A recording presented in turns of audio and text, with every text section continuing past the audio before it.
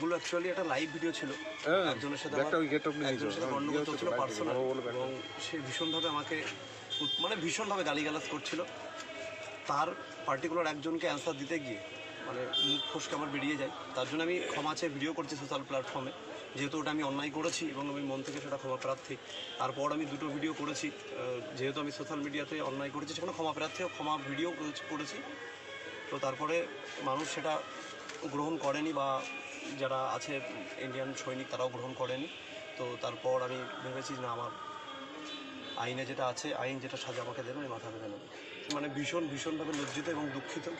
এটা আমি একজনকে বলতে গিয়ে, একজনের সাথে গণ্ডগোল হতে গিয়ে এটা যে এইভাবে আমি এরকম করে ফেলবো, এর জন্য আমি ভীষণ লজ্জিত।